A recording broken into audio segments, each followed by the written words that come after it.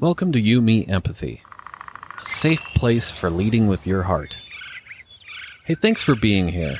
You, Me, Empathy is the official podcast of the Feely Human Collective, a collaborative mental health community designed to empower each of us to grow our capacity for empathy, vulnerability, and emotional wayfinding. Just a friendly reminder that this podcast is for educational and entertainment purposes only and is not a substitute for medical advice, diagnosis, or treatment. No one is just a silly boy with a feely heart. You can support the show by leaving a review in Apple Podcasts, following us on social media at Yumi Empathy and Feely Human, and joining the Feely Human Collective community at feelyhuman.co.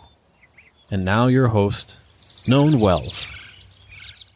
Hello, Feely Humans. Welcome to another episode of You, Me, Empathy. My name is Known Wells. I am the creator and host of this podcast, as well as the founder of the Feely Human Collective.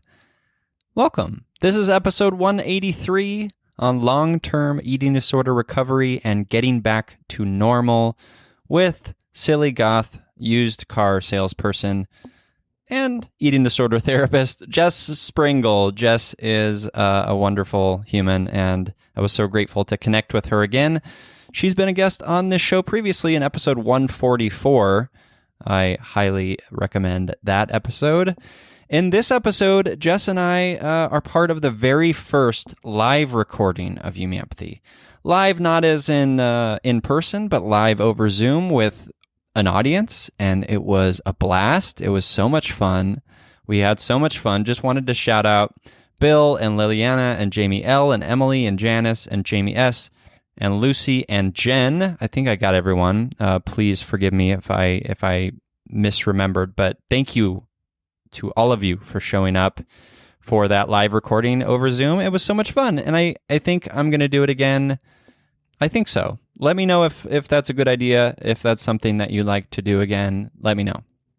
But in this episode, Jess and I talk about the limits of empathy. We talk about the podcast mini-series called Activated by My Family. You all think we should start? We talk about the many nuances of long-term eating disorder recovery and what in the heck getting back to normal means. By that, I mean getting back to normal after a pandemic and the challenges of empathy and the privilege in that statement and all of that. And we go deep on eating disorder stuff, and Jess and I open up about our own eating disorder history and our own recovery, and we talk about all sorts of stuff. It was fun. It was so much fun, and I hope you enjoyed it as much as I did. But before we get to the episode, I just wanted to remind you that you can get bonus episodes of this podcast on Patreon, patreon.com/feelyhuman. Every month I release a new bonus episode. This month I chatted with my friend Jem Hill on boundaries with family and having side gigs and how that is connected and impacts your mental health. So if that's interesting to you, go to patreon.com/feelyhuman.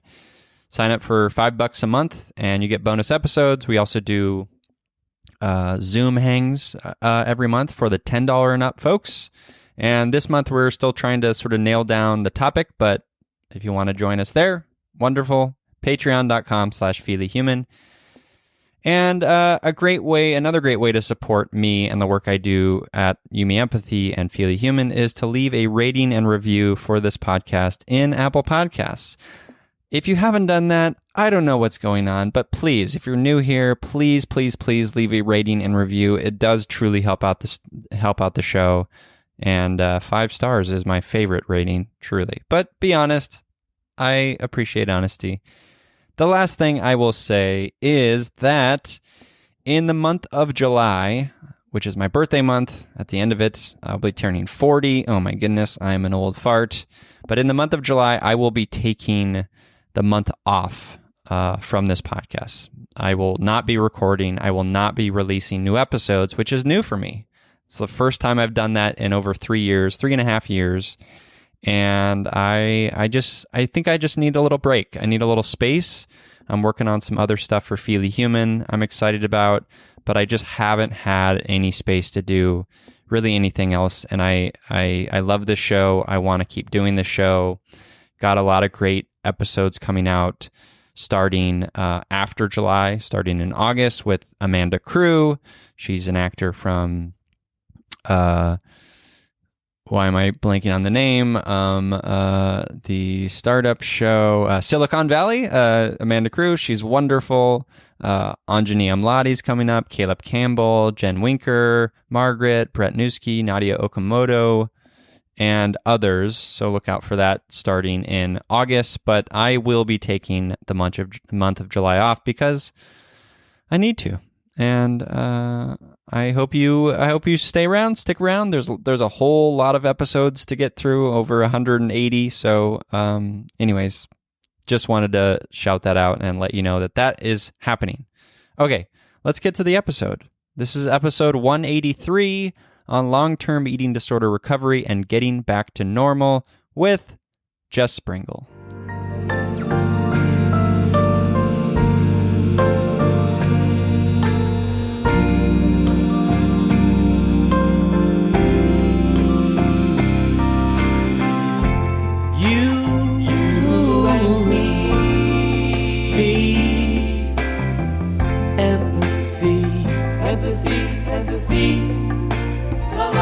La la la, you,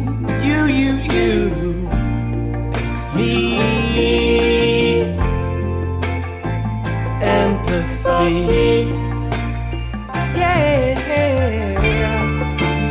la la la. Welcome to You, Me, Empathy, the official podcast of the Feely Human Collective. On this show, we explore the struggles, the triumphs, the brights and the darks we face as humans trying to get by on this wondrous and overwhelming pale blue dot. The intent of You, Me, Empathy is to talk openly, without judgment, about our mental health, our neuroses, our shared anxieties and worries, to create a dialogue that is vulnerable and deeply human and empathetic, and to share that dialogue with others to inspire emotional and cognitive collaboration and insight so we can, hand in hand, break down the stigma that make us feel shame and guilt for struggling, for feeling our feelings, for being feely humans. You, Me, Empathy is a safe, friendly space designed to inspire the beauty in each of us. Today, I am awash in big feelings and grateful for the distraction to be here with wonderful feely human friend, eating disorder therapist, and not as cranky as she'd like to think she is. It's Jess Sprengle. Hello, Jess. Hello. I know I'm not as cranky as I like to think I am. I know that's true, but I'm a little cranky. So I wonder about, so Jess, if you all aren't aware, Jess is the cranky therapist on Instagram, and I feel like it's a bit of an armor you're putting up. How do you feel about that? Interesting. I don't know. I always thought of it more as like reclaiming the word in a way, where it's, women are called bossy or bitchy, and there you go. I like that. I've certainly been called cranky in my life. If I have which I wonder if it's more of like an East Coast thing, just because I don't hear it much in Texas. I grew up in New York, and I don't know. That was certainly something that was a prevalent descriptor in my family. That if I was tired or just like didn't want to participate, then I was being cranky. Sure. And I don't know. I think it's perfectly normal to be cranky sometimes about certain things. So it is. I love that. I love that reclaiming. I think that works and it's empowering, and it also feels a little bit maybe like a sort of you reflecting of like, a reflection of like your personal sincere self. Like I am. Yes. This is me. I'm putting it out there. It's maybe punk rock in that way. That feels good. Yes. Yeah.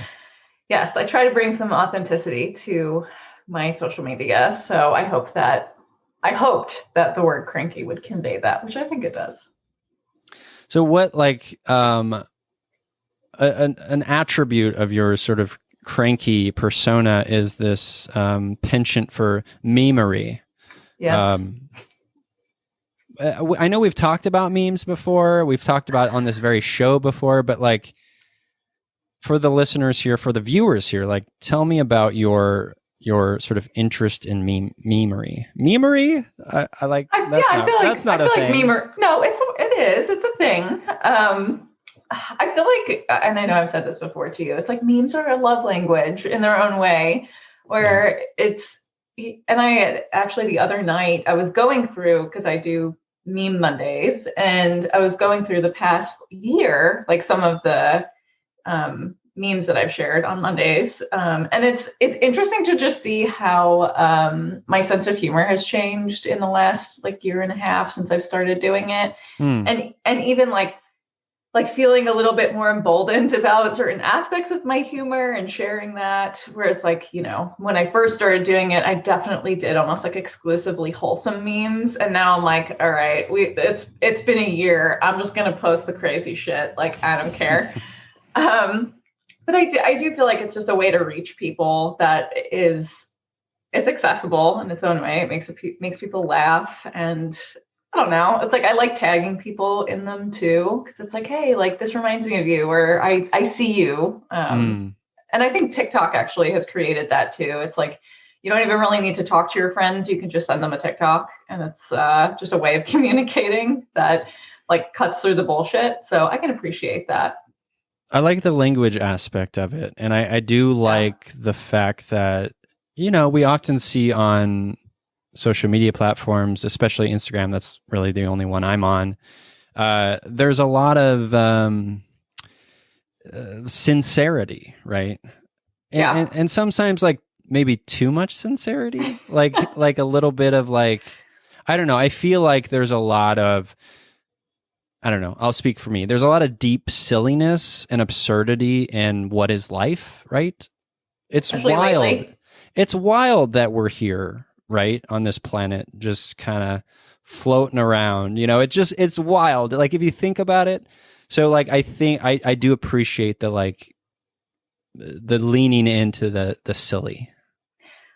I like the silly. I think it's important. And I don't know, as a therapist, I think humor is hugely important. And I don't know, people come to therapy and I think people who come to see me, and this has been like has spanned my career, they like come in and they expect something very different. And then they see me and I'm like, I don't know, I look like the like wavy tube man outside of the car dealership and dress in the way that I do and have a nose ring. And it's like people are always like, oh God, this is not what I was expecting. And I was like, were you expecting someone in a business suit? Like, I don't know. So I really like to use humor as a therapist. And I think that that's hugely important. It's just subverting expectations in the therapy space.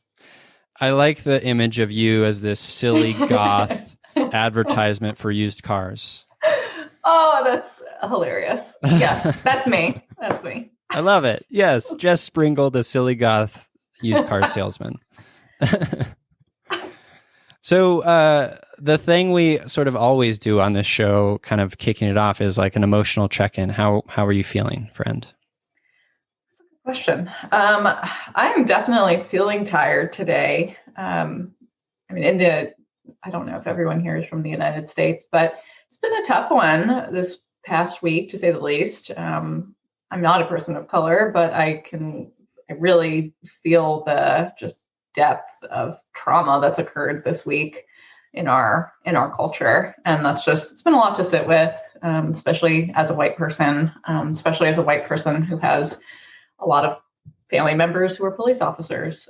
So it's just been challenging to really reconcile that and not feel an immense amount of guilt, but really trying to go through my own process with that.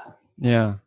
I mean, is there a reconciliation process, or is it, I mean, in my experience, I agree. I have felt it all, and I certainly am coming from a place of immense privilege.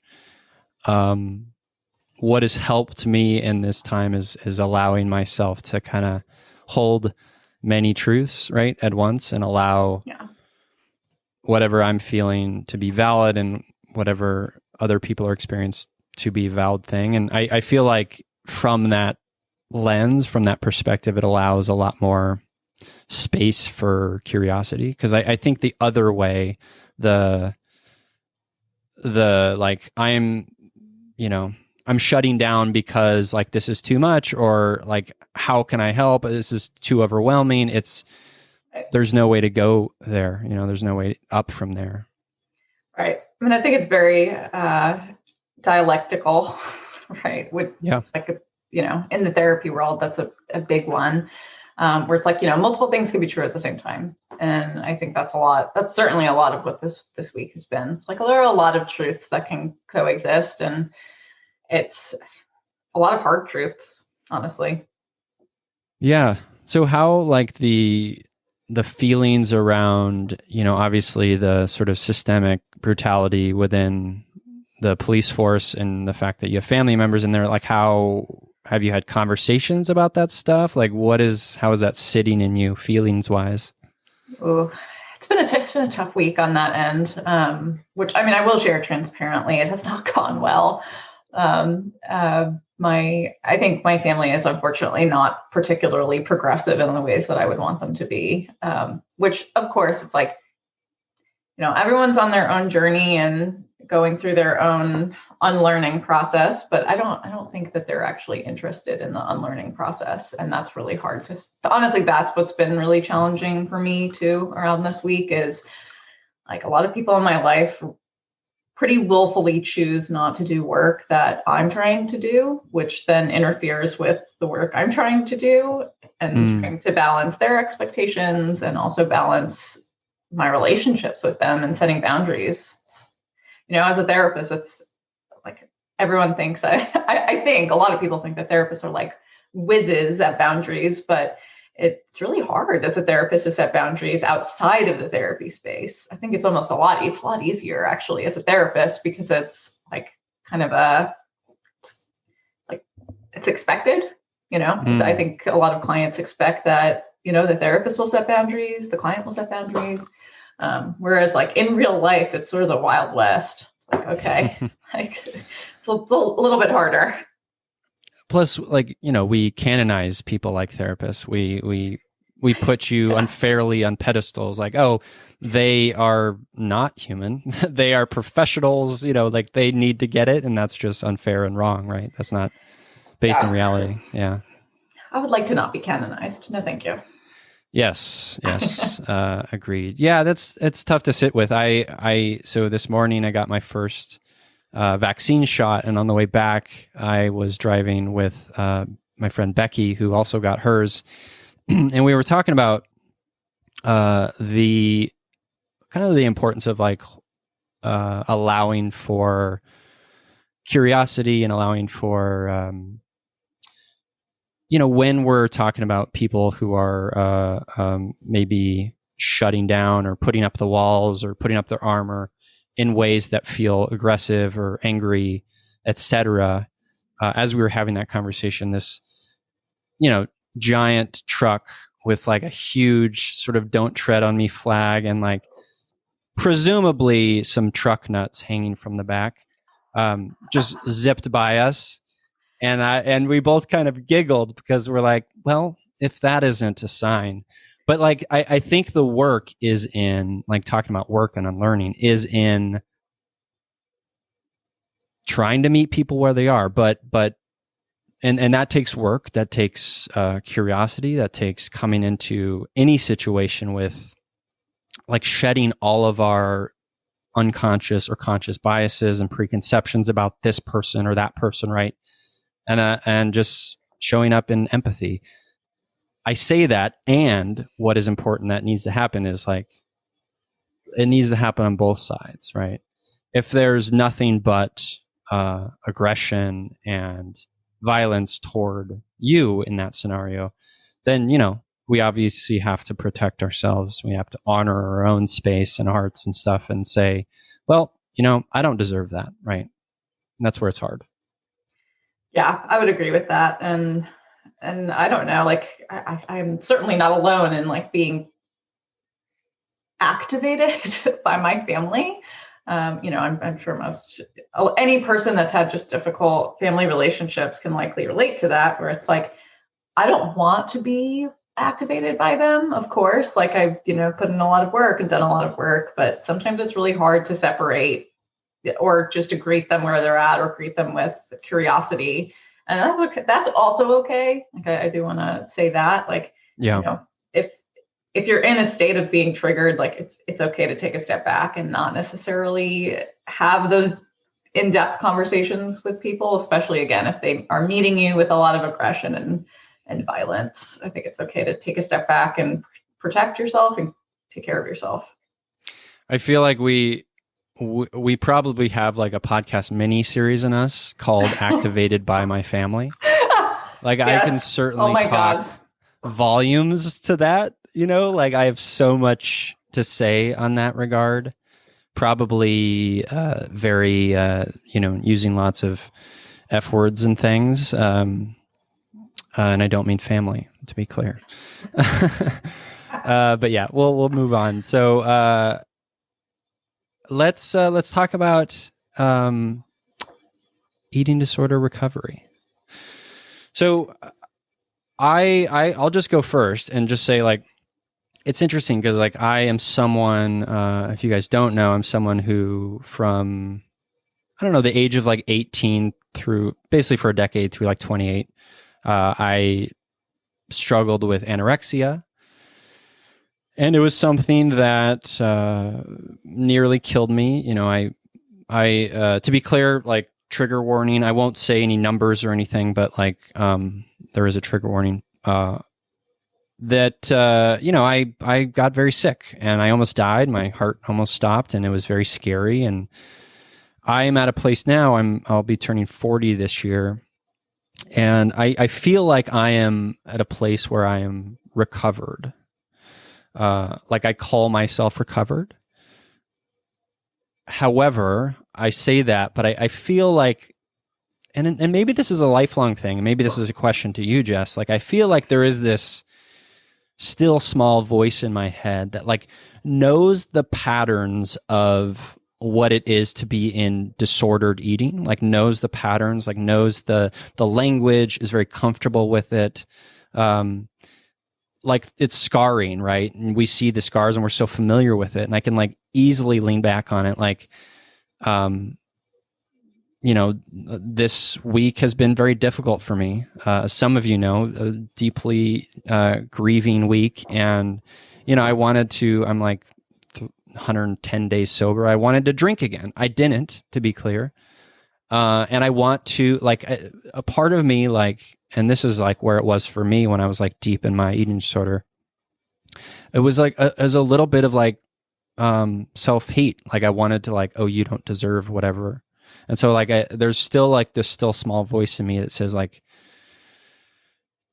I'm going to find some way, whether it's through food or through alcohol or through, going and running for 25 miles, that says like, you should be in pain.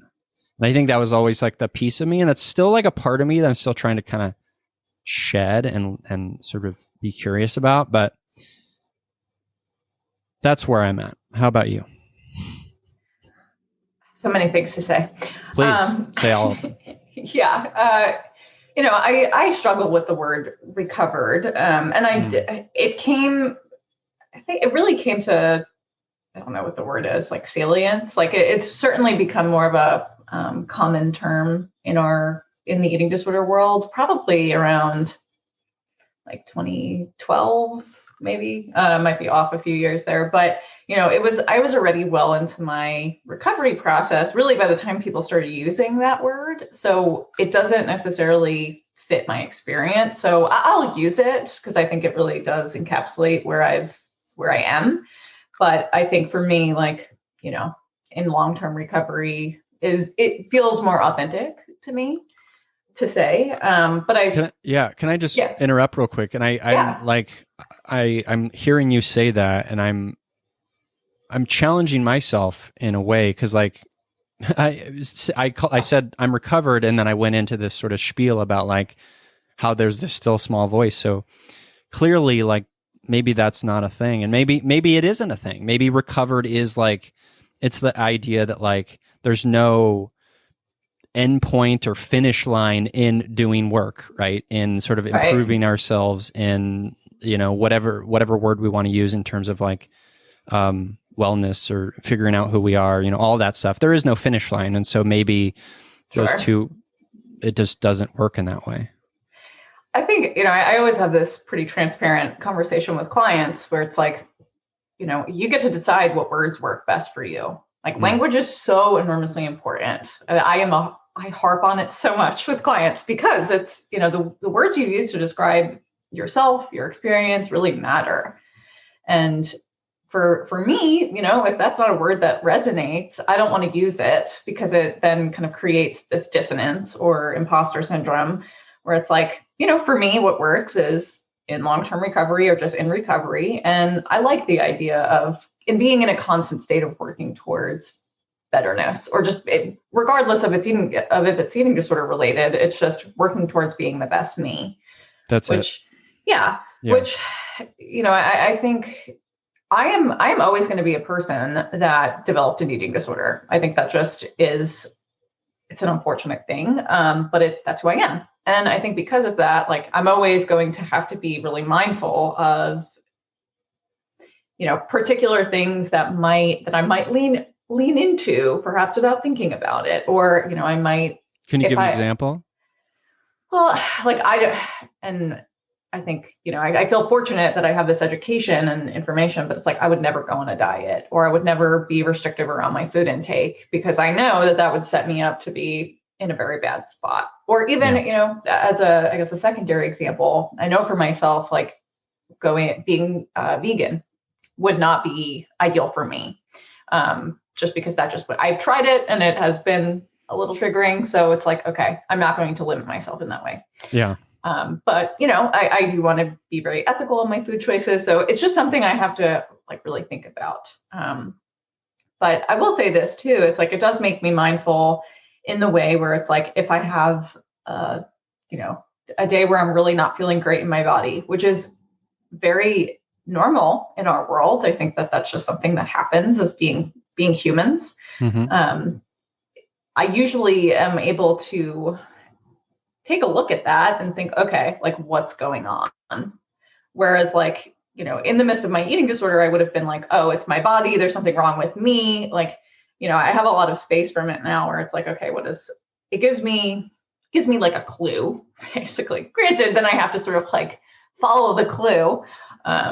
But versus, you know, I don't know if other folks who have not had eating disorders really have to kind of wade through that clue. Might be a different kind of clue, but I'd say that's, you know, that's really where I'm at in my own process where it's like, yeah, like eating disorder wise, I would say I'm in a really, really solid place, but I'm still human and I'm still someone that developed this thing. Whether or not I like that, it's just the reality. And, you know, I think recovery has taught me so much. It's given me so much. And in very many ways, it's given me my career, which, you know, I will never stop being grateful for. Yeah. You mentioned like how maybe a lens that you look at this stuff is constant work. It's like all about figuring out like, okay, how do I better myself? How do I, you know, all that every day. Right. How do you think like you've changed from maybe 10 years ago to today? Where was I 10 years ago? I was in college 10 years ago and junior year of college. And I think at 21, I was like in my first year of recovery.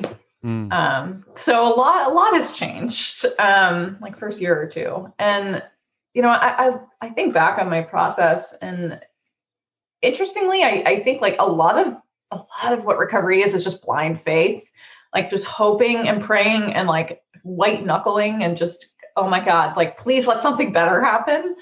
And I would say that was certainly where I was in a bit of a white knuckle place of like, am I ever going to feel differently than this? And it's interesting because my husband will say now, he's like, you don't ask that anymore. Like, for a number of years I asked like, oh my God, is this going to stop?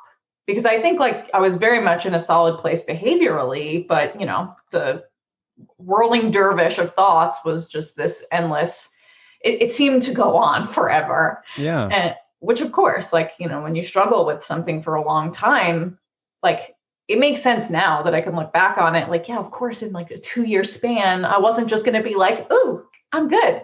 Like that's ridiculous. But at the time it felt, oh my God, it felt like, what am I doing wrong? How am I not over this? How have I gotten this far? And it's still not gone. And now I'm like, well, maybe the expectation was a little unrealistic there. But something I would ask my husband, because we were together at the time, and I would say like, what is the point of this? Like, I'm not seeing the point of this.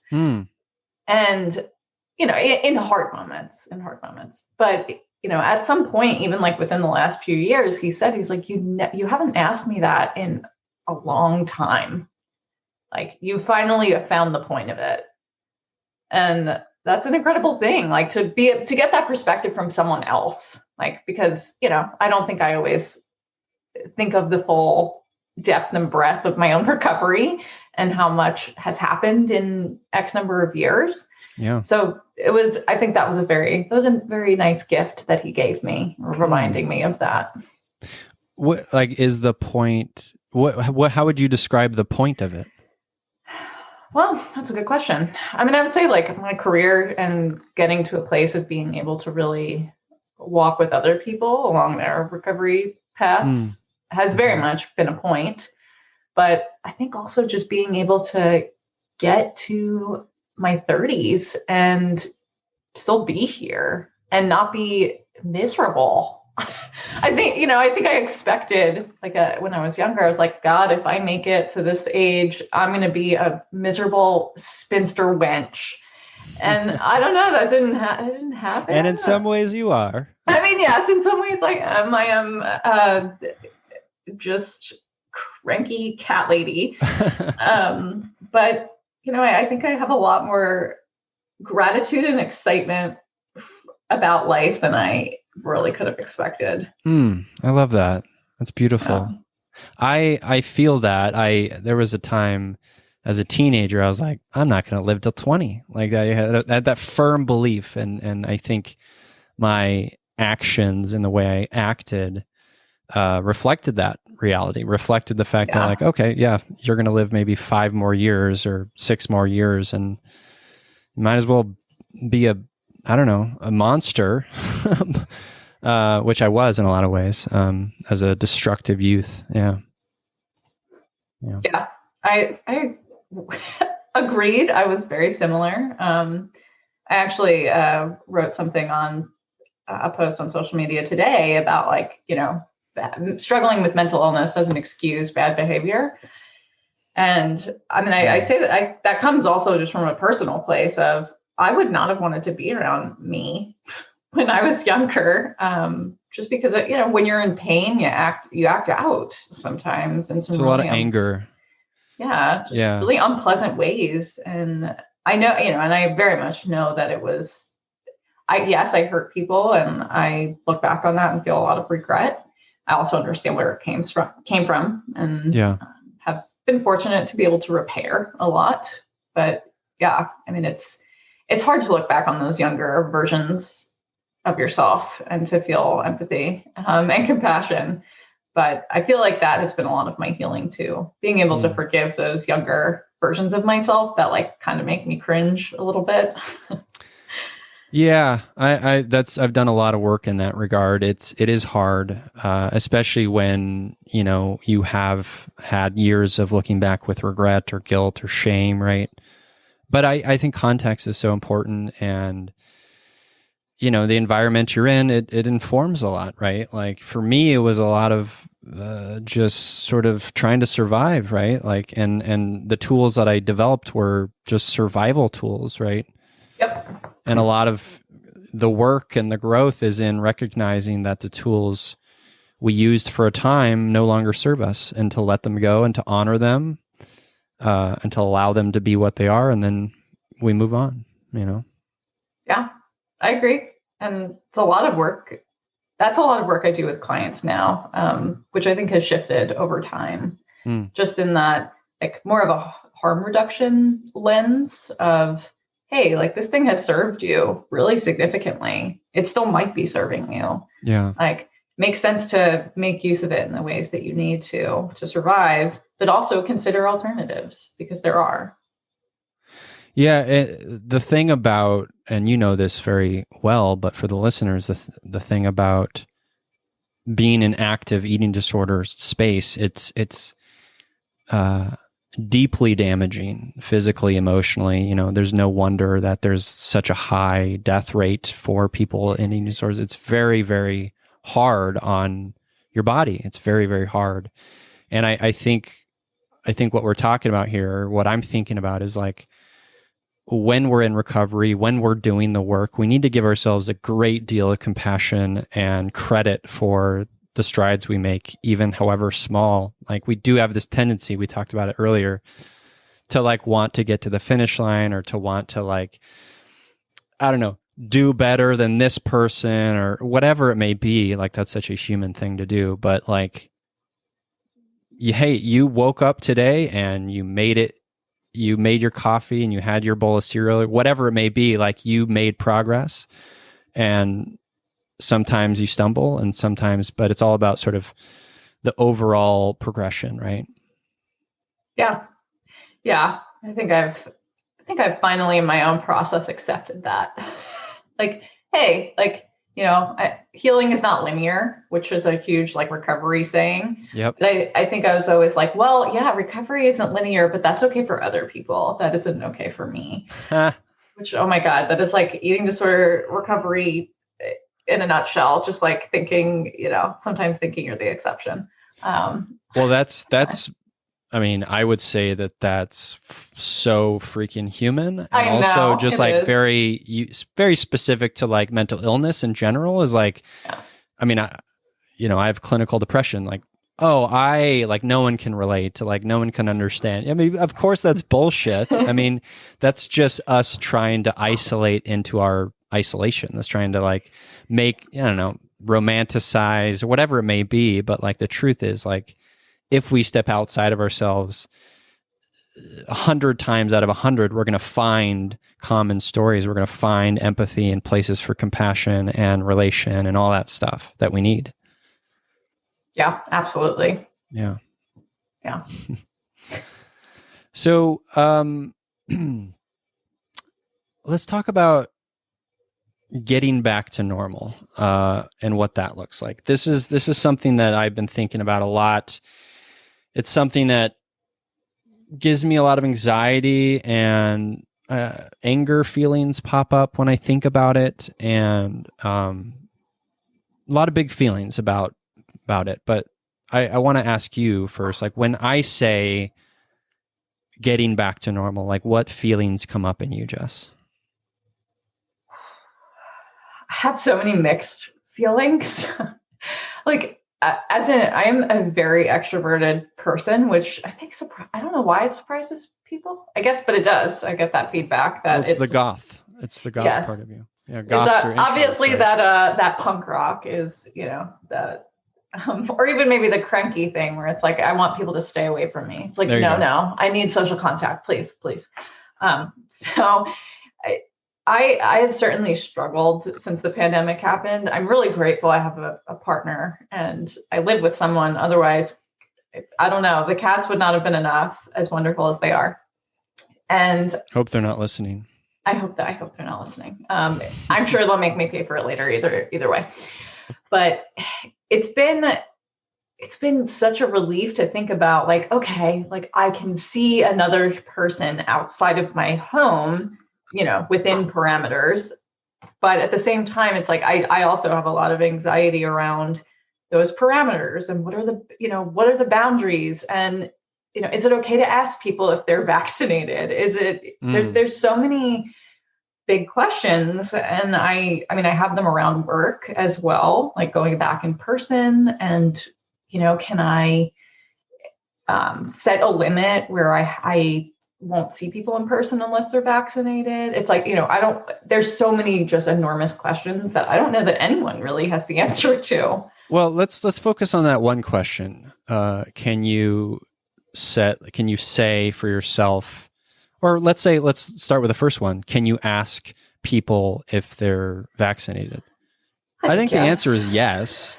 I mean, I think the answer is yes to each of us, right? Like it's up to us how we sort of go forward in a time where, 500,000 people died, right? Of an illness, right?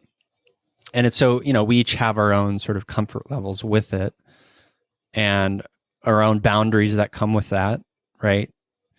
And so I think of like, when I hear you say that, I think of like, yeah, we have to like come to our own terms. We have to like figure out like what that means for each of us. And, you obviously have a practice to run and you're an extrovert, and we have to sort of like weigh it all and figure out like, okay, like I obviously as a human person wants that physical connection, wants to see people, wants to see their body language. That's certainly the case for me. And at the same time, I want to be safe. I want to be responsible. I know for me, like this past year certainly has challenged my sense of empathy and, made me think about empathy in new ways. I hope that this past year has sort of allowed, like coming into 2021 with a more empathetic lens, but there's a lot involved in those decisions, right? Yeah. And I think you're right. Like that everyone gets to make their own decisions and answer the questions that come along. And I think I do have a really hard time with boundary setting, outside of therapy spaces, and don't want to infringe on other people's autonomy. And yet at the same time, and I have this other, I balance this other feeling of like, are you kidding me? Like, please, like just get vaccinated and just get over it. And, there, of course, there's extremes. Yeah. But I do feel frustrated, I think, when I hear of people not getting vaccinated. There are obviously, extenuating circumstances in which someone might not be able to. And that is absolutely valid. But I know that there are a lot of people who are choosing not to. Sure. For X number of reasons. And are there people in your like direct vicinity or your friends and stuff that are choosing not to? No one. I am fortunate to live in a really, really progressive area. I think Austin is something like 65% vaccinated or something wild like that, which is such a like breath, like just a cool breath of fresh air. Whereas people in my life who are fortunately not proximal, there's a lot of unwillingness around the vaccine. And you're having a hard time. It's clear to me that you have like a sensitivity to it on both sides, and that's totally wonderful and human and empathetic. And at the same time, like we do have to like make a decision, right? We have to like honor our own needs and allow for that to sort of take place and move forward and all that stuff. And I think for me, like I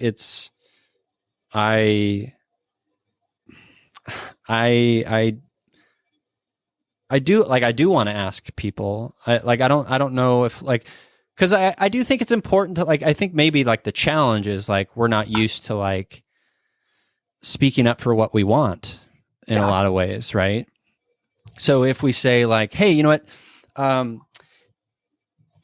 set the context of a pandemic, and then we say, hey, you know what, I'm not like I am vaccinated. I'm not quite comfortable yet with being around people who are not vaccinated, and that I feel like that's like a beautiful self-honoring choice to make. It's maybe uncomfortable. Yeah. I would agree. I think that's Honestly, I think that's where some of it is coming, like some of where it's coming from. Oh, one of my cats is visiting. There, in my profession, there is a lot of encouragement of being blank slate, not having political opinions, really keeping your stuff to yourself, and not imposing your values onto clients, which I think is important on a certain level. Though, I mean, most of my clients would tell you that I'm extraordinarily progressive, happy to talk with them about politics if that's comfortable for them. Really, it's their call, and I think that's in their very many ways what makes especially my marginalized clients feel safer. That I'm not this blank slate. I'm not just going to kind of nod my head at them when they bring up really difficult political stuff or just human rights stuff. But I think that has leaked into the vaccination stuff, where it's like, I don't want to impose my beliefs in terms of, if clients want to come back to my office or not. But as we're talking this through, I'm like, I don't think it's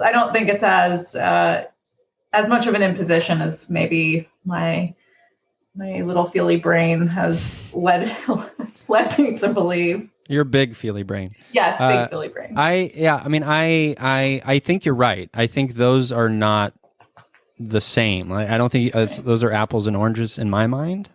Like I do feel like this is something that I don't see as like a value thing. Like I see it as a look. To be perfectly transparent, I'm someone who I take antidepressants and that's it. Like I've never taken Advil. I've never done like a flu vaccine, the last time I was like a kid maybe. And not because I'm like anti-vaccine or anything. Just you haven't. I just haven't. I don't get sick really. Except just weird stuff that, that's a long story, but, for me, this whole getting vaccine or not, feels like an empathetic response. To me, it feels like an empathetic response to get a vaccine. I'm just going to say that because of the sort of the impact we've seen, the death, right? I truly hope that thinking about this stuff allows people to see look, we have an impact on each other. Like this stuff can be transmitted. I feel like opting out of that feels unempathetic to me. Maybe that's a judgment, and I'm okay with that. But I feel like opting for a vaccine, whether or not, look, I have I have mixed feelings about it. There's data, but it seems fairly positive, right? And that's what I'm sort of leaning toward.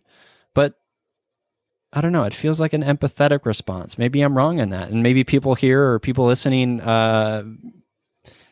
if you have questions and want to challenge me, please do. But it just feels like an empathetic response. I agree with that, actually. And even from a place of community support and being in community with each other, it very much seems like an empathetic response and just a thought response to your fellow person. Something I've seen so much, and even to refer to my memery, it's like those Bernie Sanders memes where it's like, I'm asking you for your support, where it's like I've seen a lot of people change that to be like, I'm just asking you to care about other people. And I feel like that's been a pretty present meme in the last year or so. And it is amazing, I think, how in American culture it's almost seen as a weakness to really be part of community and rely on each other. There's very much just that individualist mindset, and which is not particularly helpful. And I think, as a therapist, I completely disagree that, it's negative to rely on other people.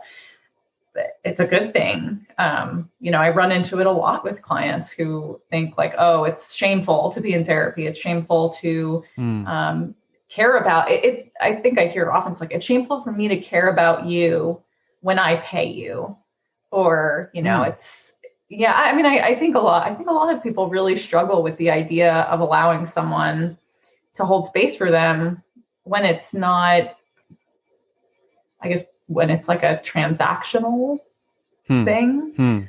Although I do often say to clients, it's like, yes, you pay me for therapy, but my love is free.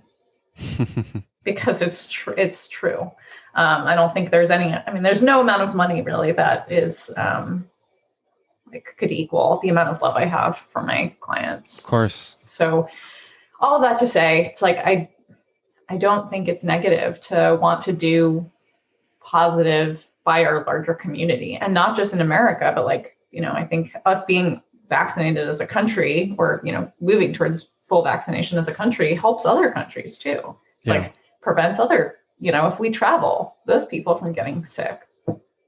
I mean, I love that. And I look at all of this, like, this is like the vaccine thing and the choice and stuff is like a microcosm of like all of the work that we're talking about, which is like thinking about how we impact others, being curious about how our actions and reactions, and you have a cat there and a wonderful Yumi Empathy shirt, how it impacts others.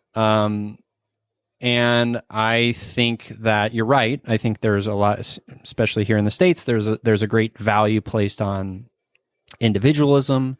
And that's not a bad thing. I think individualism is a neutral thing. It's what we bring to it. I don't think, again, I also don't think individualism and maybe collectivism is like, they're like polar opposites.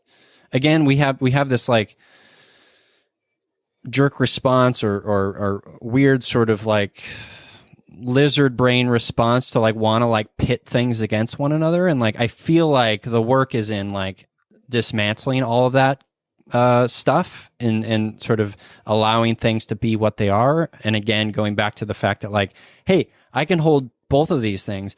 I can like have some value and cherish myself as an individual and like the work that I do and have pride in that. And I can be a bleeding heart socialist, which I am, to be clear.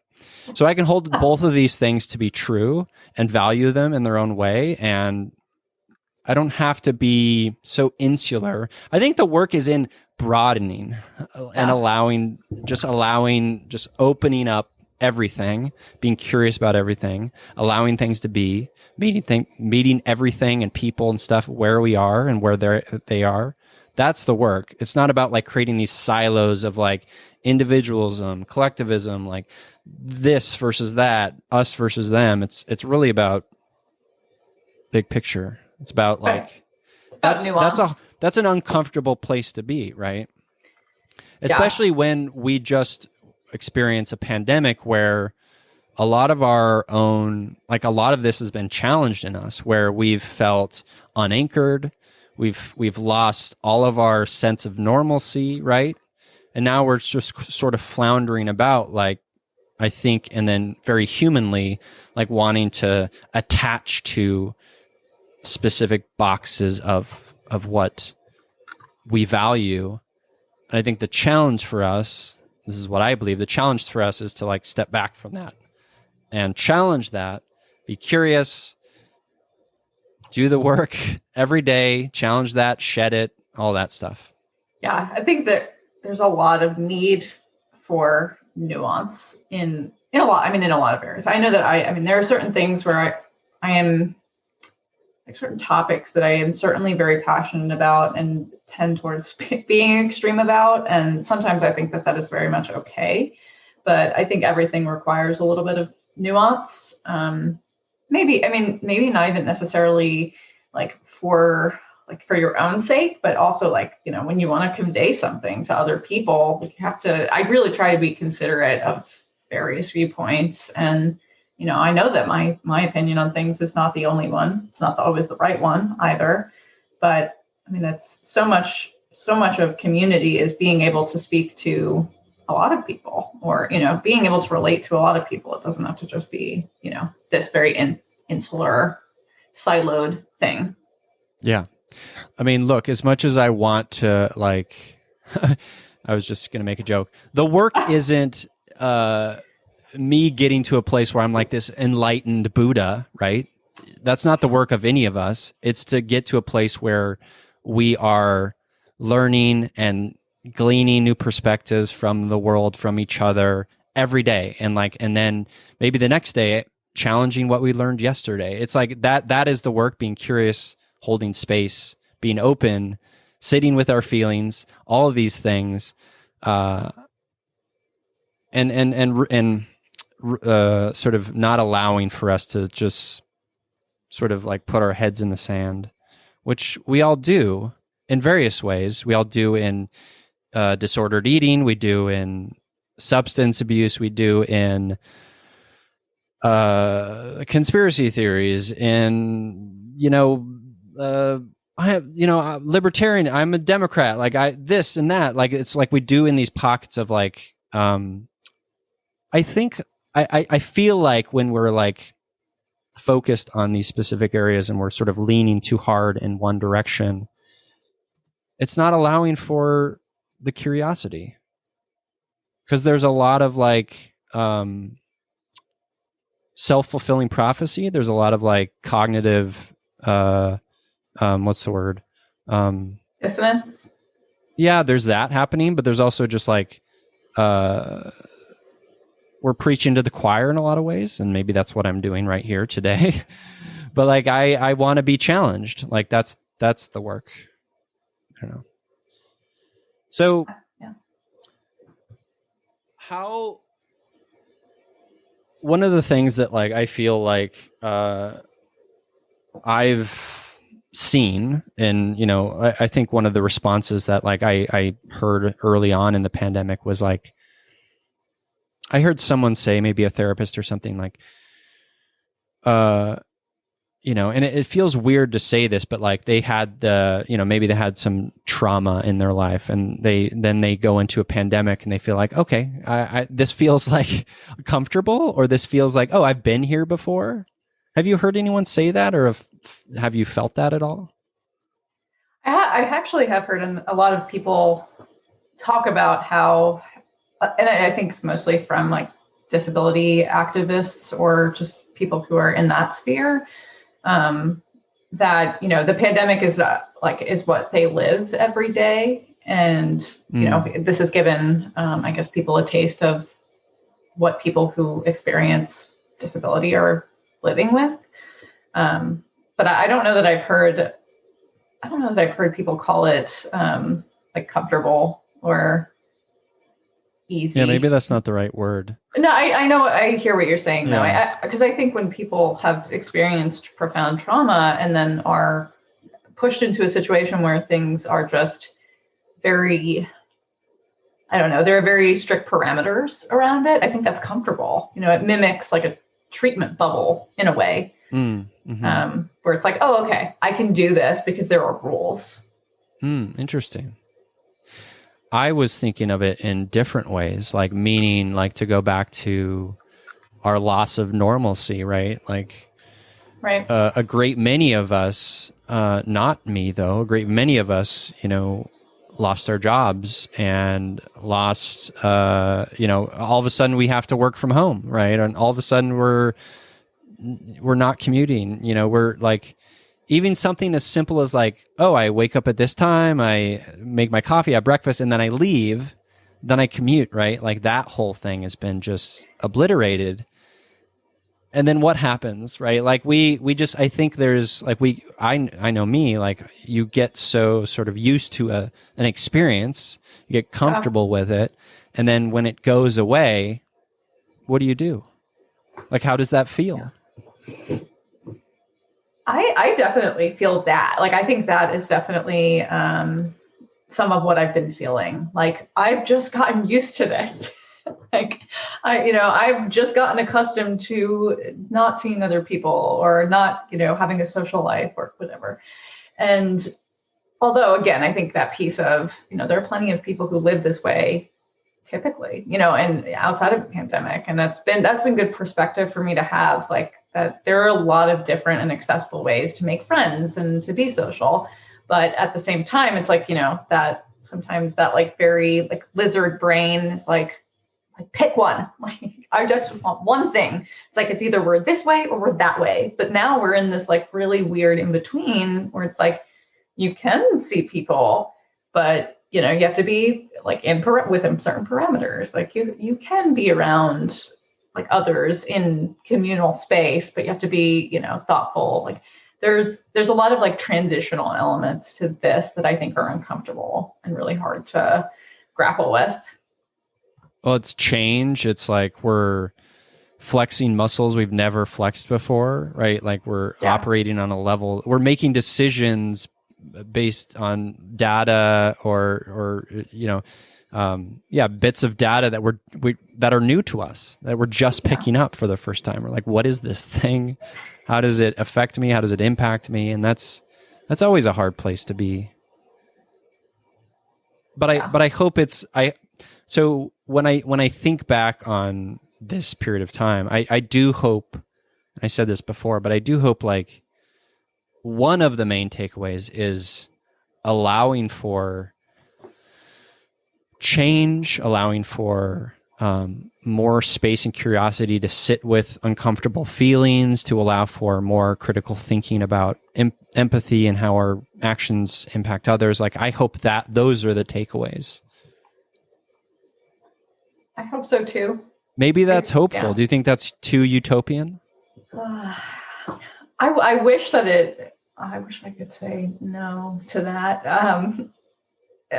I don't know. Perhaps I am a little bit more cynical, but I don't know. Like I kind of anticipate that people will go back to being the way that they were before this. Which is unfortunate. What is that way? Not really particularly mindful of the need for community and really taking care of each other. I think it's a really hard sell for people. I think some elements of our culture will forever be changed. I think that just goes without saying. But I do think, people who are at the top of the food chain, so to speak, will continue on as if nothing has happened. And, there are certain people who are just not going to really see this for the extreme experience it was. Name them specifically. I want names. I'm just kidding. Just kidding. Jeff Bezos, Elon Musk. No. Well, are you wrong? No. Probably not. No.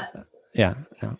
But yeah, it's hard. I think it's really hard to not be angry about that. That life might just go back to normal after, all is said and done. Although I don't think quite to the extent it was before. But I think, I think some people are already like, quote unquote, back to normal. Sure.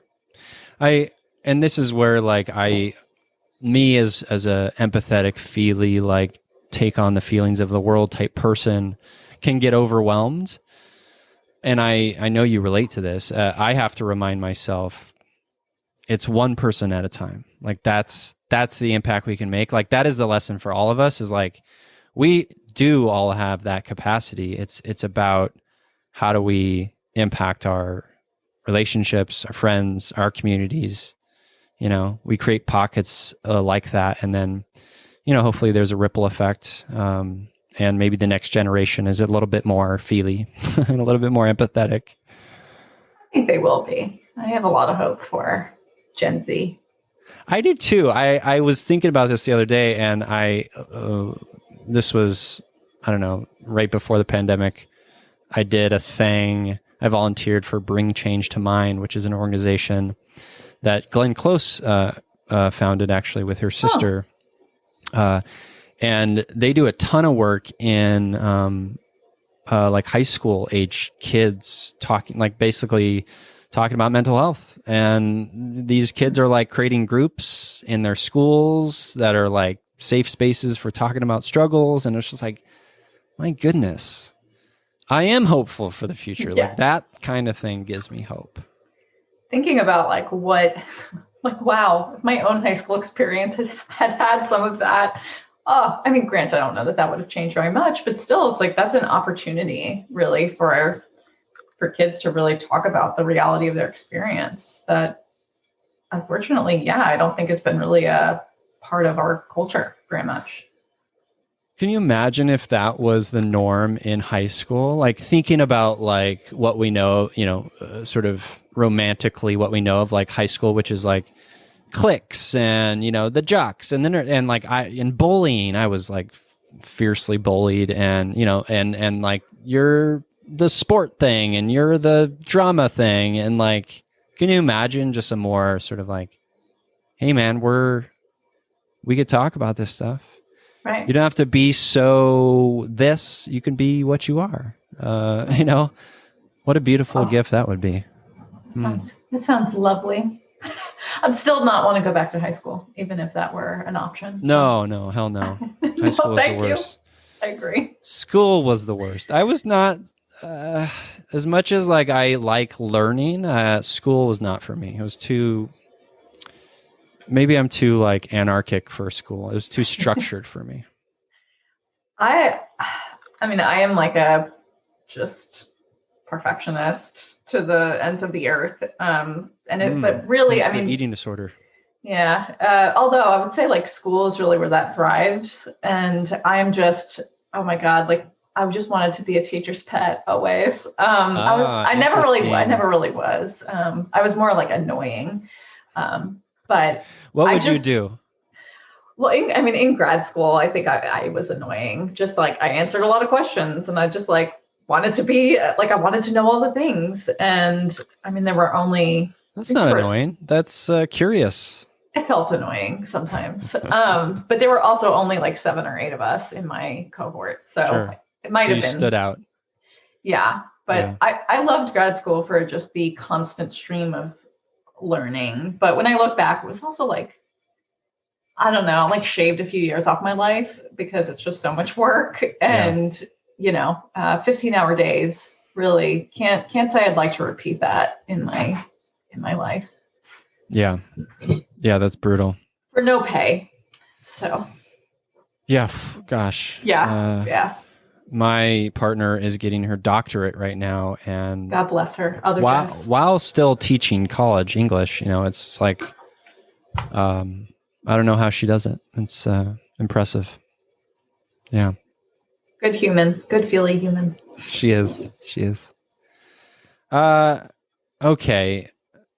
Let's transition into questions from the audience.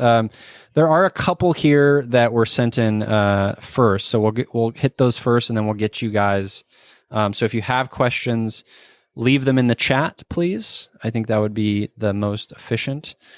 So Jess, this first question is from Caitlin Rose on Instagram. Caitlin asks, "Are there limits to empathy? How do you respond?" I think we had like a whole episode about this at some point, maybe a Patreon episode, but yes, I think that's right. Patreon.com/feelyhuman. And I think our TLDR response was like, yes, there are limits to empathy, but also no. It's like I think empathy is such an individual experience. And, there are going to be times where it's really impossible to feel empathic towards another person for any number of reasons, Mm-hmm.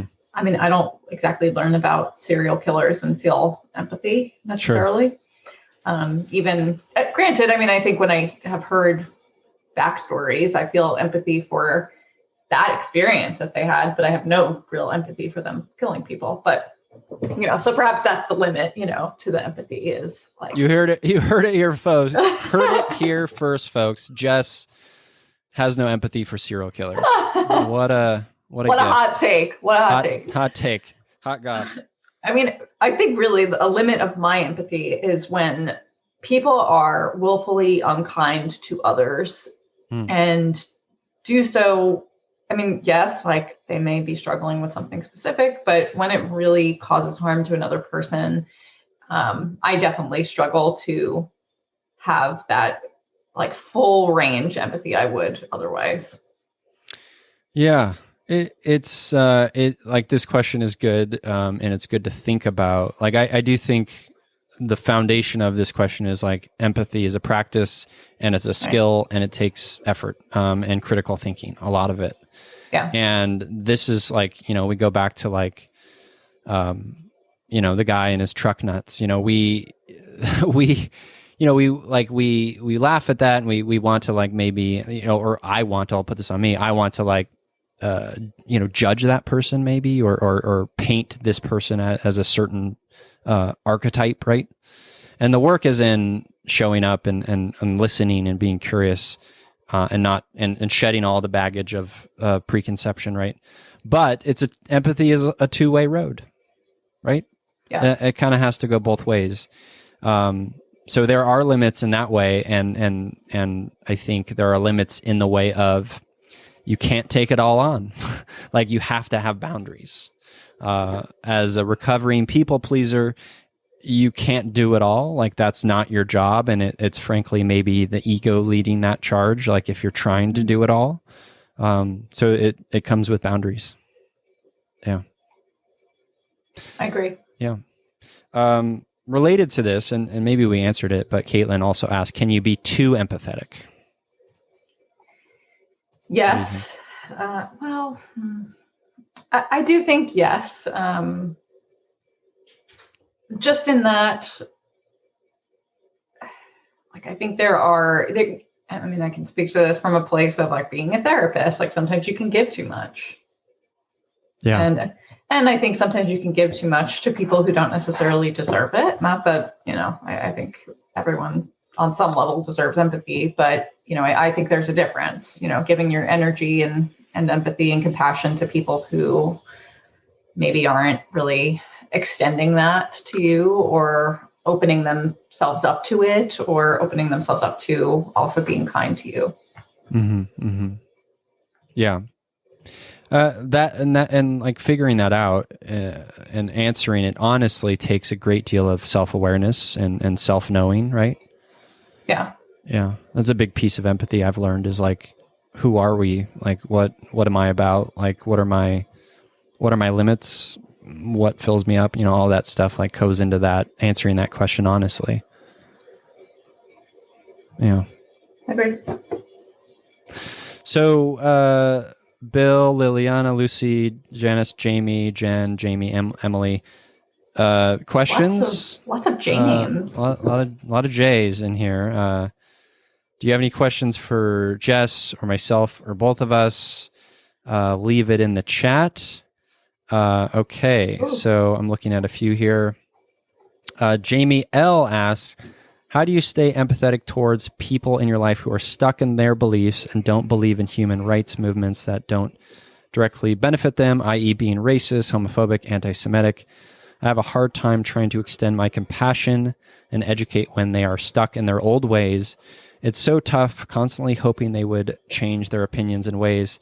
Any advice, especially if you have to interact with them on a daily basis? Whoa. Jess? Oh, Jamie, I'm so sorry that's something you have to experience. And I mean, I know it's something I have had to experience personally, not on a daily basis. But I mean, what I think my first thought would be like, it is not your responsibility to educate people who don't want to learn from you. And it's also not your responsibility to continue to extend yourself to people who are just willfully misunderstanding you. And I mean, you're allowed to set boundaries around your interactions with them. Even if you do have to interact with them, you can shift how you do that. And, I don't know the full context of the relationship, but, if it's family, I know even for my family, it is a thing, that my other family members sometimes make jokes about, but it's like, oh yeah, I forgot we don't talk about politics or religion. It's like, no, we don't. Like, because if we talk about this, I'm going to leave. And, that's my hard boundary.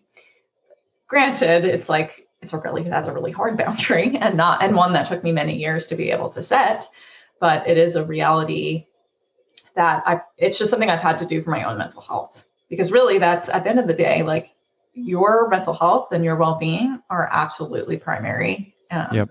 Especially if it's going to be deeply impacted by these other people continuing to wear you down with their unkindness and just really awful beliefs. Yes. well said, Jess. And Jamie, my heart goes out to you as well.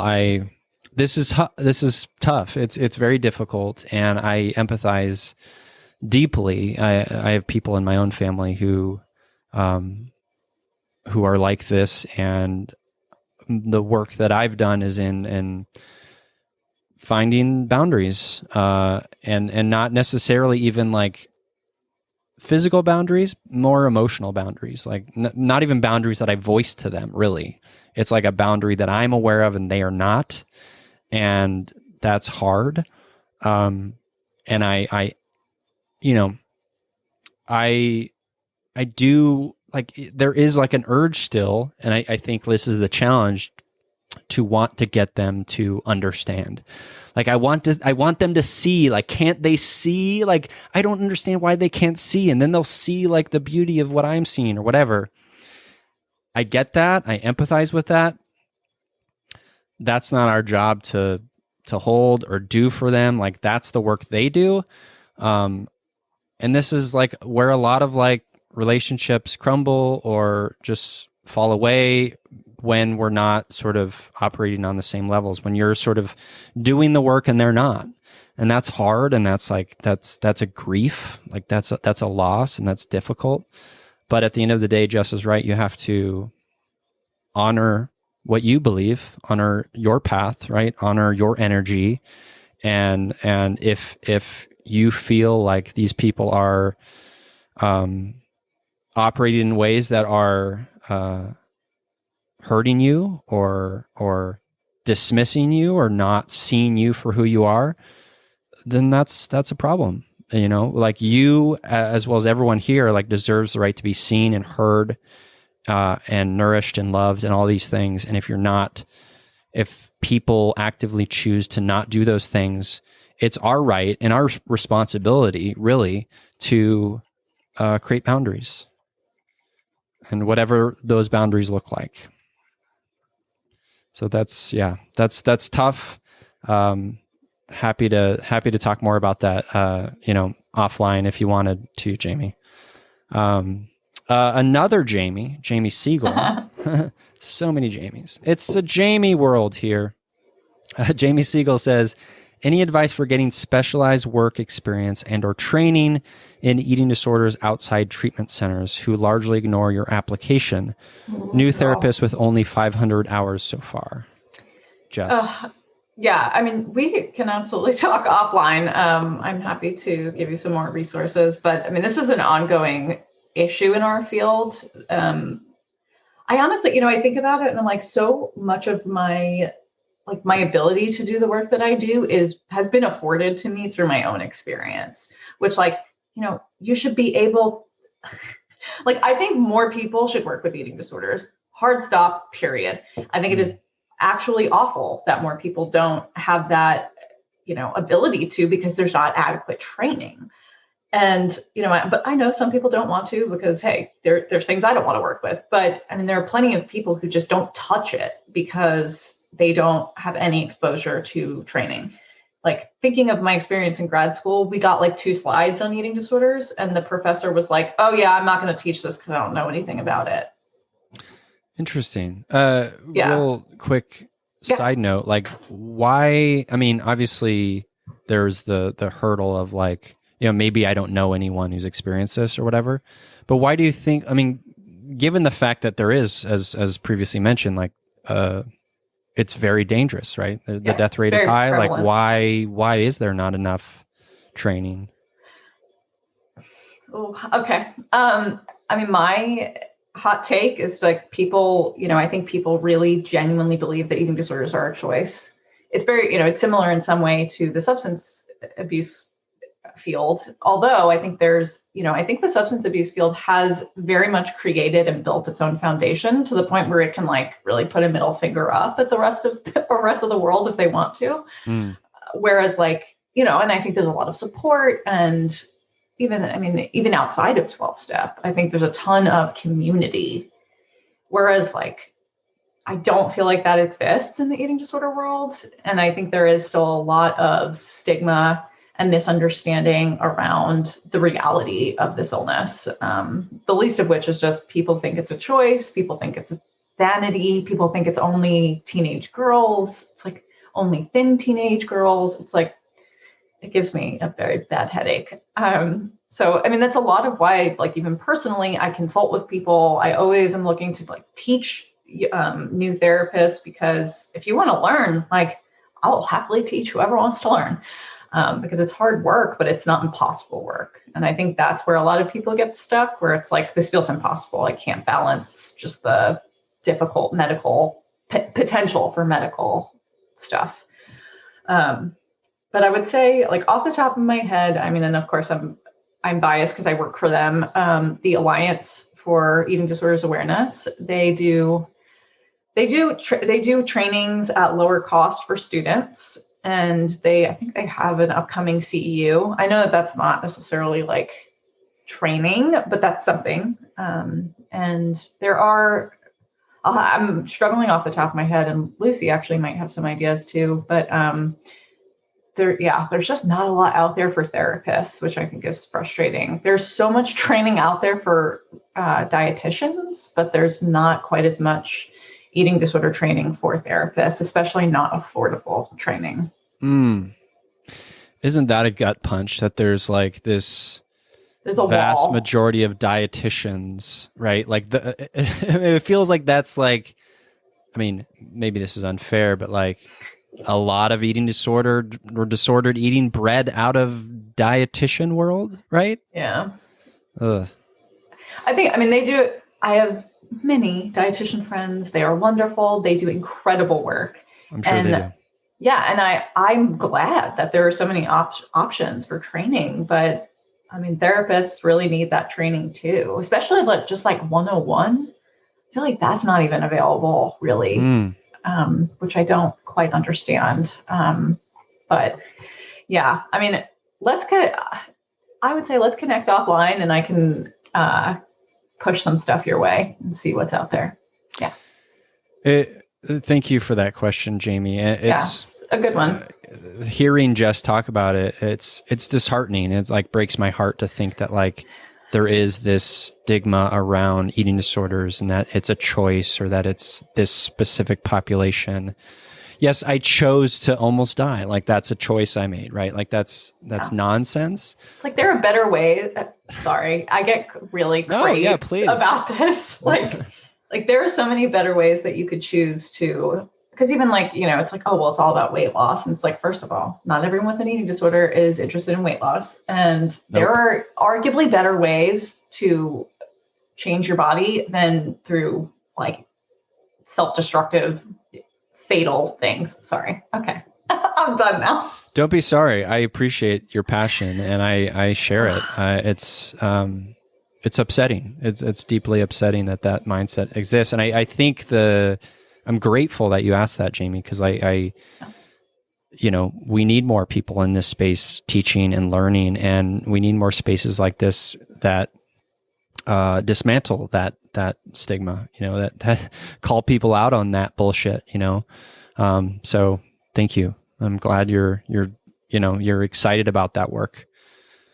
We need more people. We do. We need more feely humans. Lucy asks, did either of you in your longer term recovery, fully recovered state, experience guilt for getting there when people you really love and cared about didn't? Jess? Oh, yes. And I think Lucy, we've talked about this before too. It's like, it is so hard not to feel guilt for doing well when other people that there are so many people I met throughout my treatment experiences and just through experiences like online who also have eating disorders or in recovery who just, if their lives are still really overtaken by their eating disorders. And it sucks, especially when it's feedback sometimes that I get, like I've talked to people I've been in treatment with who are like, I don't understand. Like, you're doing so amazingly well. Look at the life you've built. Like, I wish that I could get there too.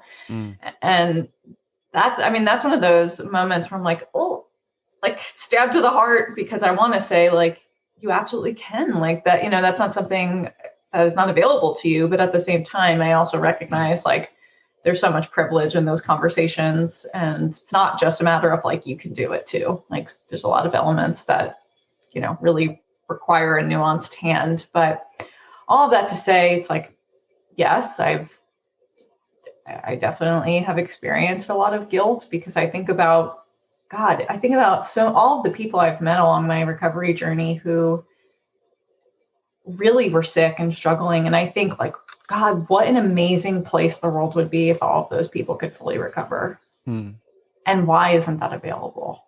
Like, that's not okay. But that's also not my fault. Like I did not do that. The system did that. Correct. Yeah. And it still hurts to even think that, but it's not your fault.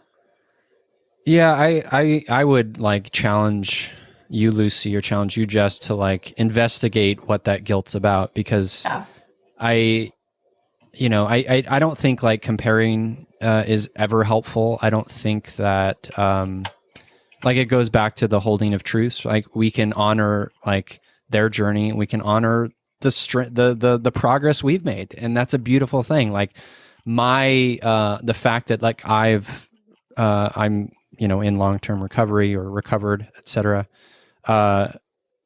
That's a beautiful thing. That doesn't take away from the fact that someone else is struggling or vice versa, right? Like those two aren't opposing forces. I can hold space for both of them. I personally didn't, unlike Jess, I didn't recover in treatment. I had no money. I had no real support. And I kind of recovered on my own. And it was hard and difficult. So I didn't honestly, the first time I ever experienced any other person who had been in recovery or was recovered was just a few years ago when I volunteered at Project Heal's Camp Heal. And I felt like, oh my gosh, my people. I felt like it felt very wonderful.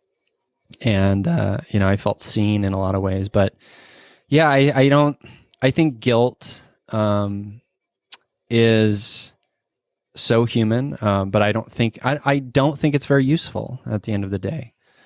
Like I put that bluntly, but I put that bluntly with such compassion because I know we all struggle with it. But I do think we need to remember that we can honor both things and feel compassion and feel sad and cherish and champion their growth and their recovery, and also do the same for ours without them being opposing forces. Yeah. Very lovely said. I want to do like lovely and then an ly, and it just does. Lovely said. I love it. Jamie L with another question. This is a good one. This is a question for Jess. How do you balance having a large social media following and self-disclosure with clients? Does the majority of your clients know of your lived experience with an eating disorder? I am in school to be a therapist. Awesome. Amazing. And I'm stuck. I added the awesome and amazing part, to be clear. And I am stuck in wanting to share my journey and story, but also being afraid of old posts about being found by future clients. This is a good question, and one I have gotten a number of times. So I think at some point in my, because I don't think I created my account probably not until like 2017. It was like when I moved from New Jersey to Texas. And I put a lot of thought into it because, granted, I had no idea that it would, my account would get to the place it is now. And it's certainly not very big relative to some other folks. But I mean, I kind of accept that, being in recovery is not a bad thing. And what I mean by that is like, I don't see it as this shameful thing that I'm self-disclosing from a place of shame. It's just another fact about me. It's not the whole of who I am. It's just something that, makes me in some ways more accessible to folks who are looking to heal from having eating disorders. And, I think that was a really freeing place to get to, where it was like, this is not going to be the thing that people can take me down by anymore. I think earlier in my recovery process, I kind of used my recovery as a shield, where it was like, no one can touch me with anything because I have this thing and I'm just going to talk about it all the time. Whereas like now, my own recovery and talking about it is not as much a big part of my life. I mean, it's not, honestly, I don't even talk about it quite so much on social media anymore. I do occasionally. But it's, in very many ways, it's just, it's just another fact about me. It's like, same thing that, clients know that, like, I live in Texas, or like you love Lord of the Rings. Yes. Or that I love my cats. It's like, okay, like this is just, it's a very neutral thing for me at this point. Obviously, like, I think that takes practice, but it doesn't come up with every client. I will say that. Even clients, I mean, majority of my caseload, I would say, is folks with eating disorders, probably like 90%. And there are some clients I literally never talk to about my own experience because it's not relevant. And, not because of shame, but just because, oh, okay, this has nothing to do with anything. So I'm very judicious in how I share that part of my identity. And, if they follow me online and see it online, okay. But, and they're welcome to ask me questions about it. And that's certainly happened where a client, after we've been working together for a time, finds me on social media and then like comes back and they're like, oh my God, I didn't know this about you. Like, this is amazing. And I'm like, okay, well, hey, cool.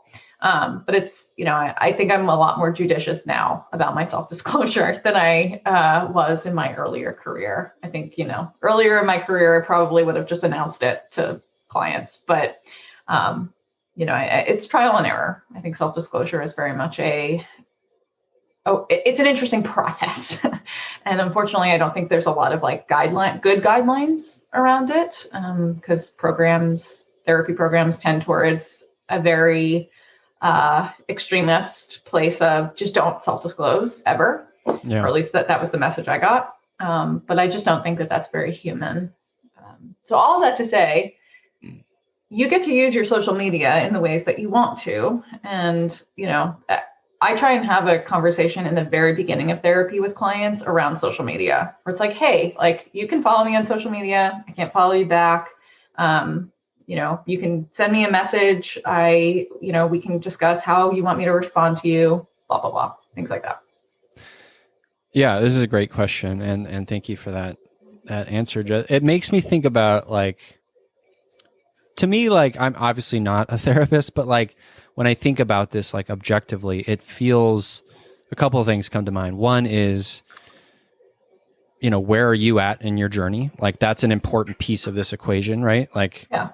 Obviously wouldn't want someone to come in, like, who's like, still very much like in recovery, like early in recovery, right? And still, in treatment, maybe, like, that's a piece of it. So like that is very personal to like each of us, like where we're at, at what point are we ready to start teaching and learning, right? Like, I think about like my mental health journey.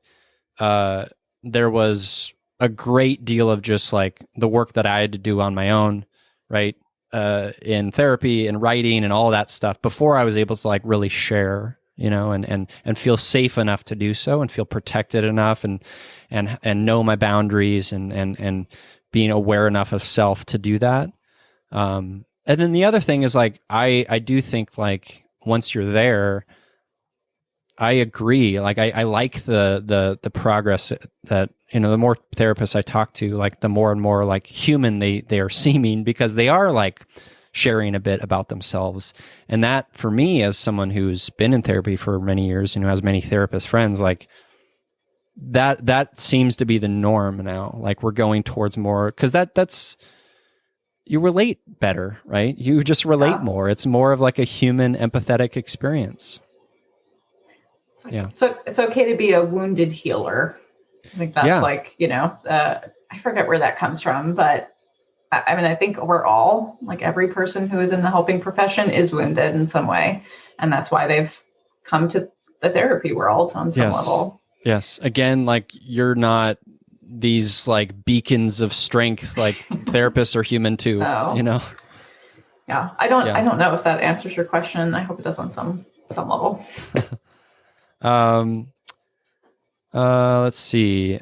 Lucy asked, do you have any advice for healing from family struggles and being open when starting those conversations with them directly has caused a lot of emotional harm? Do you have any advice for healing from family struggles, being open with them when starting those conversations with them directly has caused a lot of emotional harm? This is a hard question. I mean, I know that I mentioned earlier that piece about like it's hard not to be activated sometimes when talking to people who are not really hearing us or understanding us, or just, in previous experiences have not heard us or understood us. And I think as someone who continues even personally to struggle with this, it's like, I think you have to give yourself grace. You're not always going to be open in the ways that maybe you want to be, and that's okay. And, it might be something where, you need to see that other person is doing some work on their side before you feel comfortable to really tread towards that conversation again. And really all to say, it's like, it's okay to really go at your own pace and to really tread carefully, depending on what feels best to you. Like, you don't owe it to them to have a conversation with them if it really doesn't feel safe. Granted, It's like, if you live with them, you have to have some conversation with them minimally, but it's like, big conversations, it might be one of those things where it really can't happen, or it can't happen unless there's a third party present. Really, really, like, you're allowed to set your own boundaries around it and cultivate some sort of safety in that, so that you don't feel like you're drowning. Yeah. I would say even that you don't owe them anything. Yeah. I think there is a lot of, especially in sort of familial structures where there is a pressure to be, like you have to serve in this way, the family structure or whatever. And I think a lot of that is unhealthy and unfair, and not really self-honoring at all. A lot of times it's very damaging, in fact. I know for me, it's allowing for the space to like honor what feels good to me, and what feels safe, as Jess says, and what feels nourishing, and constantly checking in on the question of like, do I want a relationship with my mother, for instance? Like, I personally don't have a relationship with my father. My mother is a challenging person. Do I want a relationship with her? What does that look like? So it's for me, like, it's like, and I'm in it right now. It's like asking that question. What does that boundary look like? How will it change over time? Checking in with the therapist about like what that looks like. But it's hard. The most important is like understanding what we can and can't control too. It's like, you can't control how they respond or what they do or how they see the world. It's like, we don't have any control over that. Control was for me a big part of my eating disorder issue. It was like, and recognizing and letting go and accepting of the fact that like, we can only control like what we bring to it and how we respect ourselves and love ourselves and honor ourselves and create the boundaries. Like, that's the thing that we can do. That's it. It's hard. Okay. We have, let's see, a couple more questions here. Janice said, speaking of interacting and being with people of contrary beliefs and opposition stances, how do you get over the dream you may still hold in your heart that they will change/come around to your point of view? How do you let go when it's probably the best for you to do so for your mental health? Yeah. I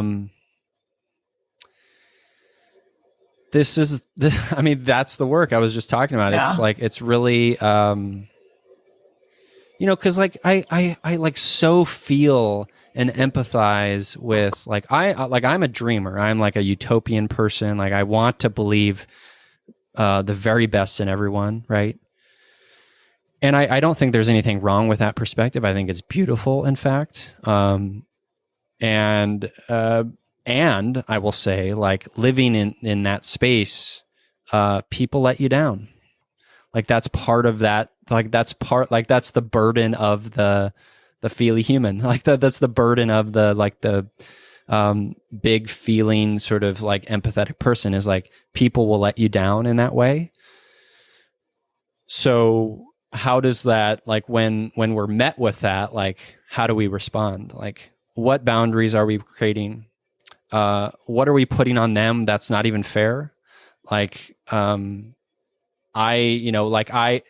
you think like, oh, they're my own mother or my own brother or whatever. Like you'd think that like they'd come to you, but like that's not based in reality. They're their own person and they have their own choices and they make their own choices, and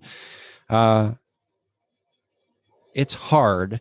So in terms of like letting go, and like when letting go versus like continuing to like try to like find a common ground or whatever, there may not be a common ground. I know for me, there's certainly not common grounds for some of my family members, and I've had to, it's a lot of grieving, truly. It's like a lot of grieving. It's a lot of boundary making. It's a lot of, truly, it's been a lot of like attacking me. Truly, like it's been like my own mother using my own sort of, basically saying like, I thought you were the empathy person. Why can't you have empathy for me? Like that kind of thing. There's that narcissism element. You're nodding. Oh, I suspect you've heard that or felt that. And that's not fair, right? Like we can't take that on. So it's when it starts to feel like they don't have the capacity for it, that's where I'm at now. Like, then you say, okay, what does the boundary look like? For me specifically, it was, okay, if I told my mother that like, hey, I am creating a boundary, like if I told her outright, like on the phone or whatever, she would attack. She would like vicious, like, psh, psh, psh. So I know like that's not the right move. So the move for me was like, okay, I'm telling myself the emotional boundary is there.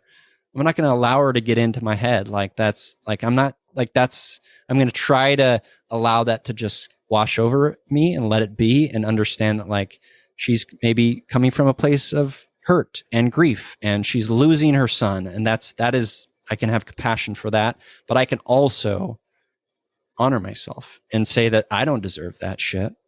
Right. It's hard. It's hard though. That's like everyday work. It's just hard. I agree. Like retweet. And I work a lot with, I did work a lot with teenagers in my earlier career. I don't do that quite as much anymore, in large part because of the parents, because it just makes the work very challenging. And a lot of my work with these teens was around like, there's like the parent you want and the parent you have. And between that is grief. And, and I've experienced that personally, and it is devastating because, thinking about like a kid, all a kid wants in this world is like to be loved and approved of and seen by their parent. And even as an adult, not being able to get that, or like looking back and realizing that you never got that is, again, it's devastating. It's truly gutting. And, that is not yours to hold. And, something even I've thought of in my own life is like, there is nothing you could have done to have made your parents love you less. There is nothing that you could have done to facilitate that, no matter like how mad you were at them or how, if you acted out or were bad. It's like, there's truly nothing you could do that could warrant less love from your parents. From really any family member, because, that's not for a child to, that's not on a child. And obviously, as an adult, like you have the capacity to advocate for your own beliefs and your own needs. And that's like, I think it's really hard actually when you can verbalize those things and then get negative feedback or just like get pushback, because it's like, oh, when you're a child, it's like, yes, it's just a totally different thing. Whereas like as an adult, you really see that happen in real time and feel the disappointment of it. And it is just, I personally, I've kind of come to a place of like, I can't hold all of their faults. I can't take responsibility for the ways in which, my family members have failed me, even if I've wanted to. Because I think that's a very childlike thing, right? Where it's like, I'm the one that created this problem. I did this. Like, if I had just been a better kid, they would have done X, Y, Z. It's like, you are not a magician. You're not the. Maybe she is. Don't limit her capacity. Okay, all right, fine. Maybe she's a world-renowned magician. I retract. I've seen this, which cracks me up every time. It's like you're not the fuckface whisperer. So maybe that's better. You could be a magician if you want to. It's I think about, like, that's such a beautiful response, Jess. I think about that. I think, like, the work we're all doing, there's like inlaid grief. There's grief as part of this, because as we come into our own selves and as we honor ourselves and we figure out who we are and we figure out our truths and we accept ourselves, there's people we're going to leave behind naturally. And that's a grief. That's like a grieving process. And it's hard. That's like a hard reality of it, but it's natural. I mean, again, it goes back to like the podcast miniseries. We need to talk about like how family activates us, Jess. Oh my God. I could do a lot of talking about that. Yeah. It wouldn't even be a mini series. It'd be a maxi series. Yes. So. Ken Burns would do this documentary series. Yes. We have a lovely note here from Jamie. Thank you so much. Thank you, Jamie, for saying that. If you guys don't have any other questions, I think that means we talk about our empathy heroes. We do have a question here from Jen, sneaking one in, you little son of a gun. Jen asked, Known, I know you recently lost your best friend, the incomparable Scooby. Losing a pet is like losing a family member, someone who loved you unconditionally. Please know your listeners are holding your heart gently and sending you love and support. How are you doing today? I am fine. I'm not fine. I am very sad. Scooby was my best friend. We put him down on just this Wednesday, a couple days ago, and he was 14 and a half years old, Black Labrador. He really was like the sweetest boy, and I met him. He was really my first dog, and Jessica and I had him together, and it's been hard. Like, it's been a practice of like honoring my grief and crying a lot. And I've done a lot of guttural crying, which is like a new thing for me. Just like really just, I sound like the Kraken or something, which has been kind of fun. And then also just kind of, I just miss him, like him not being here is weird, and it's going to take a long time, and I'm feeling very heavy hearted and sad. But so grateful. Like, I can honor both of that. I can honor the sadness, and I can be grateful that he gave the world so much beauty. Thank you, Jen.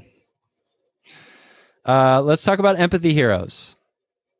Jess, we always talk about empathy heroes, people in our lives or characters from stories or movies, someone who's empathetic. I will go first and just say that my empathy hero this week is, well, first I want to shout out Bill again. Bill's an empathy hero of mine. Happy birthday, Bill. Thank you for being here. I am grateful that you're part of this community and that you're a Feely human. And all of you, like, I'm grateful you're all here. Like, this was a lot of fun. I hope to do maybe more of these. I didn't know how this was going to go, but like, this was fun. I'm glad I got to do this. I'm grateful you stayed, and I hope it wasn't too painful. Thank you. So those are my empathy heroes. Jess, how about you? I'm going to echo that. No, you can't. I already took okay. it. I will say another one, but I'm so grateful everyone stayed and was engaged. It feels like a very intimate experience, and which like it's always nice because Zoom is not often intimate. So it's just nice to feel like people are listening and talking, and I don't know. I'm really grateful to all of you. Who's my other empathy hero? Well, I am rewatching The Mentalist, which I don't know if any of y'all have watched. But Is that good? I mean, that was a show that was on a while, right? Yeah, I think it had like 8 seasons. Granted, it's like I watch too many police shows and I need to like really check myself around that. But I mean, it's like very much like a whimsical show while also being a crime drama. I don't know. Oh, that's fun. Yeah, so Patrick Jane, who is the main character, and he's the mentalist. He was like a psychic, but it turns out he's like, no, psychics aren't real. But he's just like, I don't know, an empathy hero. I think he's wonderful and such like a fun character, and has been through like some devastating trauma and still shows up and cares about people. And I don't know. I love his character. I need to add that to my watch list. It's an interesting show. Good to know. Yeah, just rewatching shows. My last rewatch was House. So I figured something a little less narcissistic and tense would be nice. Although I do love House. So. I was thinking about this the other day, because like we, being in like grief, like not wanting to watch like anything but like something that just like fills our hearts, and like Parks and Rec is a show like that for me. We've also been watching like the Great Pottery Show. It's on HBO. It's like basically the Great British Bake Off, but with pottery. Huh. And it's delightful and very like calming and very supportive and fun. But I was thinking about like, what are my like comfort things in terms of like TV or movies? And for me, the Lord of the Rings trilogy is like my comfort zone. Like I can watch those any day, anytime. And just like, it's everything. I agree. Obvious. Big surprise. Obviously, yeah. We'll plug your things in a second, Jess. For everyone here who showed up here on Zoom today, I do want to send all of you guys a Yumi Empathy sticker. So if you'd like that, just email me, yumiempathy@gmail.com. Yeah. Oh, look, Bill is showing a little Feely Human thing there. Look at Jess with her Feely Human sticker. Look at you guys. Oh, wait, and I have one here too.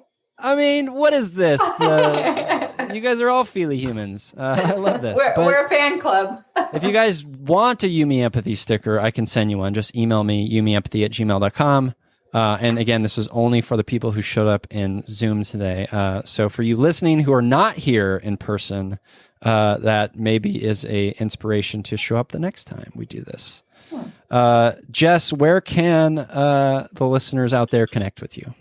Cranky person. I was going to say, so you can find me on Instagram at The Cranky Therapist, and it is Friday, so you can be there for the Monday memes if you want to be. And I'm on Twitter at Jess Sprengle LPC, and I think that's really it. That's where I'm like, oh, and I do have a TikTok, which I update occasionally, and that's just also at The Cranky Therapist. Yeah, I know it's too much. Too many it's not social too medias. Much. It's, I mean, I can't do it. Like Instagram is already too much for me, but when you post your TikToks on Instagram, I'm thoroughly delighted. Okay. I really try to make them exclusively for Instagram. But then I'm like, oh God, TikTok's fun. Oh no. So I get caught. Depends on the day. I'm like, okay, today I'm a TikTok user. Today I'm an Instagram user. And then I just vacillate. So. The life of a human. Yes. Always vacillating. Well, listeners, thank you for being here. Thank you to the wonderful Bill and Liliana and Jamie L. and Janice and Lucy and Jamie S. and Jen and Emily for being here today. Thank you to Jess and to you listeners. As I always say, I'm here, you're here, we're here together On this wayward, overwhelming, awe-inspiring, pale blue dot, we have each other. It's you, me, empathy.